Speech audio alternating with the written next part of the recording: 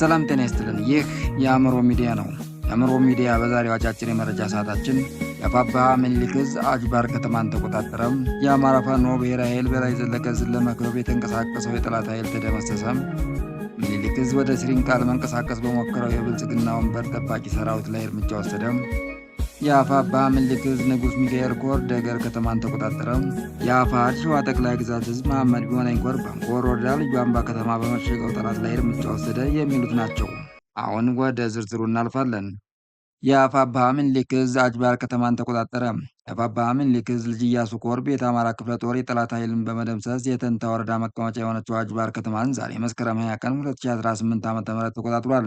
ምኒልክ ዕዝ እያካሄደ ባለው ዘመቻ አርበኛ አደማሊ ለወረራ የገባውን የጠላት ኃይል በመደምሰስ በርካታ ወረዳዎችና ከተሞችን በመቆጣጠር ላይ ነው። በዛሬው ዕለትም የብልጽግና አገዛዝ መሽጎበት የነበረውን አጅባር ከተማ በርካታ የጠላት ወታደሮችን በመደምሰስና በማቁሰል ተቆጣጥሯል።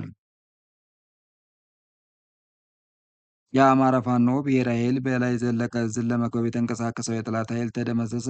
የአማራ ፋኖ ብሔራዊ ኃይል ሰሜን አማራ ቀጠና በላይ ዘለቀ ዕዝን ለመክበብ በ7 ተሽከርካሪ ተጭኖ የተንቀሳቀሰው የጠላት ኃይል የዳግማዊ ቴዎድሮስ 5ኛ ኮር ጥቁር አንበሳ ክፍለ ጦር ንስር ብርጌድና ድልበር ብርጌድ በፈጸሙት ጥቃት ሙትና ቁስለኛ መሆኑ ተነግሯል። ወራሪው የጠላት ኃይል በርካታ ኃይሉን ሰብስቦ ወደ ፋኖ ቀጠና ቢንቀሳቀስም አይበገሬዎቹ የጥቁር አንበሳ ክፍለ ጦር ንስር ብርጌድና ድልበር ብርጌድ በወሰዱት ወታደራዊ እርምጃ ከጥቅም ውጭ ሆኖ ሞትና ቁስለኛውን ተሸክሞ መመለሱ ተዘግቧል። ምኒልክ ዕዝ ወደ ስሪንቃ ለመንቀሳቀስ በሞከረው የብልጽግና ወንበር ጠባቂ ሰራዊት ላይ እርምጃ ወሰደ። አፋብኃ ምስራቅ አማራ ቀጠና ምኒልክ ዕዝ ምስራቅ አማራ ኮር 2 ዞብል አምባ ክፍለ ጦር ከወልዲያ ከተማ በቅርብ ርቀት ላይ በሚገኘው ሞላ ጊዮርጊስ አካባቢ ዛሬ መስከረም 20 ቀን 2018 ዓ.ም በተደረገ ውጊያ ብዛት ያላቸው የአገዛዙ ወታደሮች ተገድለዋል።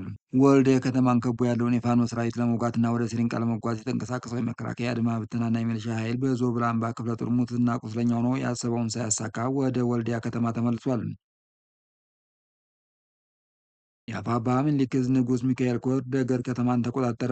የአፋብኃ ምኒልክ ዕዝ ንጉሥ ሚካኤል ኮር ሸዋን ግዛው ክፍለ ጦር በደቡብ ወሎ ዞን ከላላ ወረዳ የምትገኘውን የደገር ከተማ በቁጥጥር ስር አስገብቷል። ንጉሥ ሚካኤል ኮር ሸዋን ግዛው ክፍለ ጦር ዛሬ መስከረም 20 ቀን 2018 ዓ.ም ጠዋት ጀምሮ ከፍተኛ ትንቅንቅ በማድረግና የአገዛዙን ሰራዊት በመደምሰስ ነው የደገር ከተማን የተቆጣጠረው።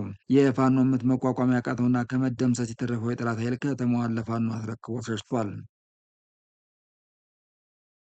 የአፋሕድ ሸዋ ጠቅላይ ግዛት ዕዝ መሐመድ ቢሆነኝ ኮር በአንኮር ወረዳ ልዩ አምባ ከተማ በመሸገው ጠላት ላይ እርምጃ ወሰደ።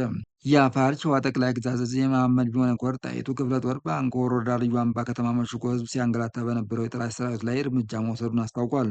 የጣይቱ ክፍለ ጦር 2ኛ ሻለቃና 4ኛ ሻለቃ በጋራ ልዩ አምባ ከተማ በመግባት በባንዳ የአድማ ብተናና የሚሊሻ ታጣቂ ላይ እርምጃ ወስደዋል። የፋኖን እንቅስቃሴ ለጠላት መረጃ ሲያቀብልና የፋኖ ደጋፊዎችን ሲያዋክብ የነበረ የብልጽግና ተላላኪ በጣይቱ ክፍለ ጦር በቁጥጥር ስር መዋሉም ተነግሯል።